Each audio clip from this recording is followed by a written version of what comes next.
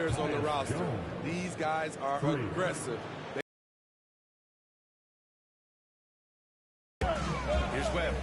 Checking his numbers. He's put up a little over 9 points a game. Here's Sharp. And he jams it home with authority. I like seeing Sharp dunk it, showing no mercy inside. And the first quarter of action, 2 minutes in. Bean pass to Pickett over Sharp. Pickett can't hit. The Trailblazers have gone just 2 for 4 from the floor. Here's Webb. A 14-point game for him in the win against New York.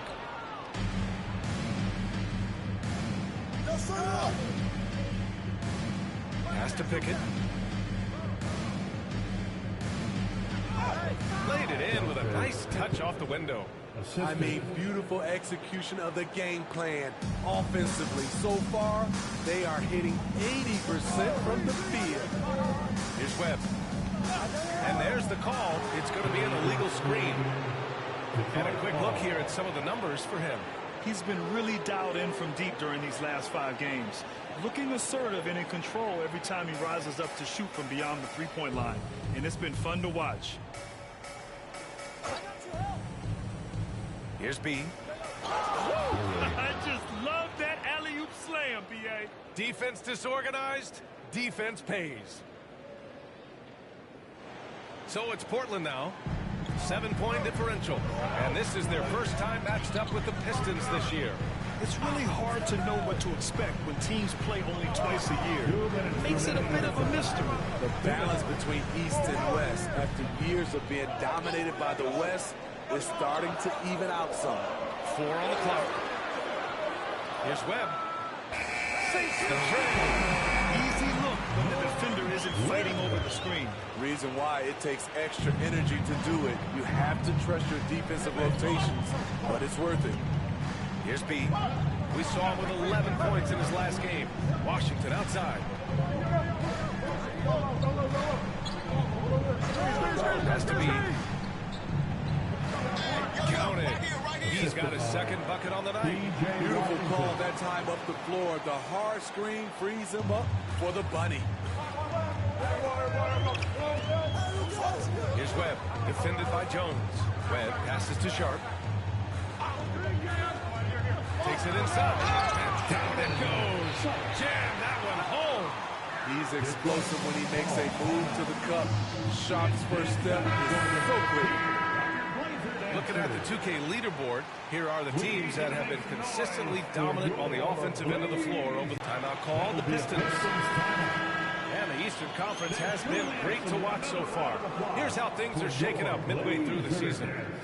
You look at Detroit, at the midway point of the season, they're in 4th place in their respective conference. Right now for Detroit, it's really no secret that they'd like to turn things around here soon. This team is just too talented to be in this position right now. There's still a time to put it all together and make this a successful season. Because as disappointed as this may seem right now, they're still at the top of the standings right now. It's really all about the playoffs for a team of this caliber. Let me ask you, you think the NBA's gotten less physical in recent years? It has, B.A. It makes sense. The game's called tighter. They want more flow. A hard foul now could be a flagrant, so guys have to play careful. Setting the floor for Detroit. Washington out there with Duran. Then it's Bruce Brown. Then there's Peyton Pritchard. And it's B in at the shooting guard position. And he's going to the line for 2. The official saw contact while he was going up. P.J. Washington picks one up. Let's get a quick check of the scoring breakdown here for the Pistons. They came out firing from deep. It's always good for a team's confidence when you can start a game that high. And also their pressure defense is paying dividends tonight. Turning them over and getting out in the open floor and running. Pickett, he's checked. Quite a performance. He added 11 points, and his assist numbers were unreal, making his teammates very happy. We should have expected a game like that, given his impressive form of late.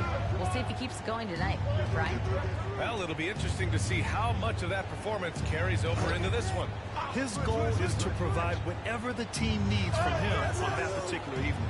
Well, that's what it means to be unselfish, putting the team's interests first. As you say, he just wants to come away with the W. And when it comes to offbeat cities, look no further than Portland, Oregon. They do things a little different, but the Blazer players, including me, love playing here. They embrace how unique a city Portland is. Detroit has gone 2 for 2 from the arc here in the second. Now for those joining us now, we're in the second quarter, about 3 minutes gone by. Washington inside. And again, the Pistons missing. Very surprising. He gets the ball where he wants it in a decent matchup.